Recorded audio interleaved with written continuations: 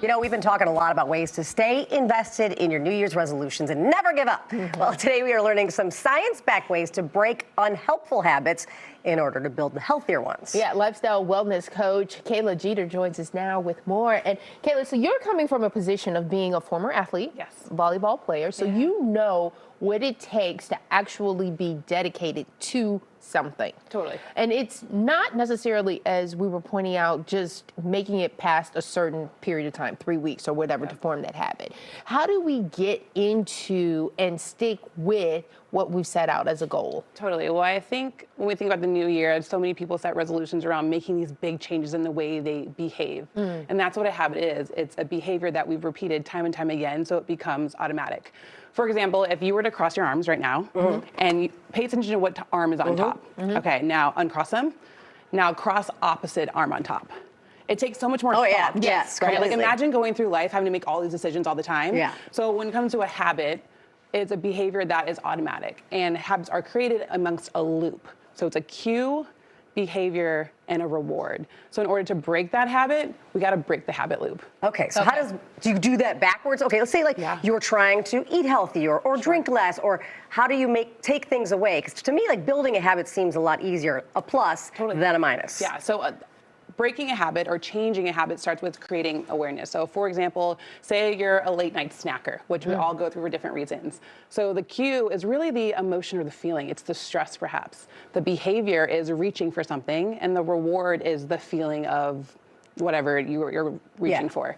So it really starts with, okay, how am I feeling? What do I need right now? And how do I make the best decision for myself? So it's slowing it down as the behavior is actually happening, but that can only start with awareness. So something like tracking what you eat at night, or if you're trying to build a habit of working out, okay, when do I want to work out? What's getting in the way? And how can I create systems to support it? All right. And so in creating these systems, how do you go about that? Yeah. So there's tons of science-backed ways to create habits, which are super exciting, for me at least. One is piggybacking. So think about a habit you already have in your morning.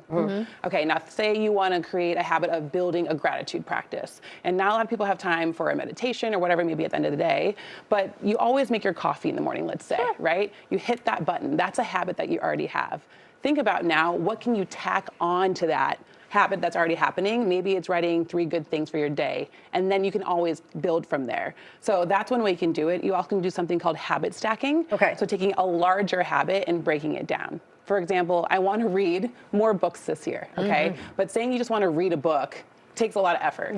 But you go to bed every night, and you need to wind down for bed. Instead of thinking I'm going to read a book every night, I'm going to start with 1 page, and then next night 2 pages, and build from there.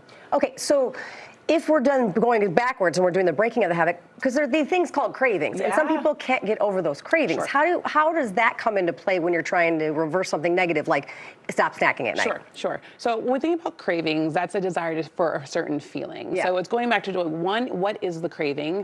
What am I trying to fulfill? And what's some way I can interrupt it? So the late night snacking one is so good, and I'm the same exact way. 2 things to think about. Well, 1, why am I hungry at night is 1, but also 2, what's something that I can replace that habit for? So instead of reaching for perhaps a piece of chocolate, you grab grapes, or maybe it's frozen chocolate, which has worked for me because that takes so much more time and effort to melt in your mouth to get the satisfaction versus just going through a large chocolate bar, which I actually love. And also, some people aren't aware of it, so you can actually need someone to help you. So that's where I come into play. So I'm a lifestyle design coach. Essentially what I help people do is build not only healthier habits for real life, but sustainable habits that change with their life. I think when we think about living a healthier lifestyle, we think it needs to be super restrictive. It needs to be this all or nothing mindset. And boring. My birthday was on Sunday. You best believe I had cake and some champagne. You know what I mean? And the rest of my month wasn't ruined as far as living a healthier lifestyle and all these other habits. But having someone that you can actually check in with, be like, hey, what's going on in your life? What do we need to make difference around, and how can I support you can be really helpful. I think the one mistake that we make with building healthier habits or living a healthier lifestyle is we compare day to day. Well, I did this yesterday, I didn't do it today. A lot changes in a day between day to day. I think week to week is a better approach just to see, okay, this is what happened in my life this week. This is what I have coming up. Here are the things I can prepare for, and these are the things I can commit to.